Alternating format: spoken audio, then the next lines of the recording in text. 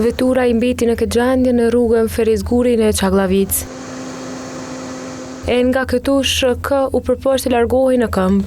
Krejt kjo pasi në drejtim të veturës së tij, NB dyshohet se shtiu me armë zjarre. Si pasojë kësaj, SHK mbeti plagosur në shtëpinë. E gjithë ngjarja ndodhi mbrëmjen e së martës në Prishtinë. E 12 orë pas ngjarjes, vendi ku ndodhi plagosja vazhdoi të mbajë i rrethuar me shirita të sigurisë.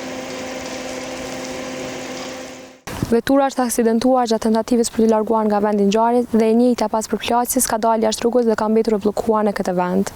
TVN merr vesh se edhe viktima në këtë rast është person i shpallur në kërkim ndërkombëtar. Ndërsa nga ÇKUK bën të ditur se gjendja e tij është stabile. Sipas informacioneve mjekësore nga qendra emergjente, pacienti SHPK ka pësuar plagë në regionin e toraskit, si dhe frakturë të vërtepave torakle. Në momentin e pranimit në qendrën emergjente të ÇKUK-s, gjendja e tij ka qenë stabile. Megjithatë, lëndimet konsiderohen serioze dhe kërkojnë trajtim të specializuar. Për shkak të natyrës së lëndimit, pacienti është dërguar jashtë vendit për trajtim dhe rehabilitim të mëtejme mjekësor. E nga prokuroria themelore në Prishtinë e konfirmojnë se dyshuari për këtë rast është personi me inicialet NB.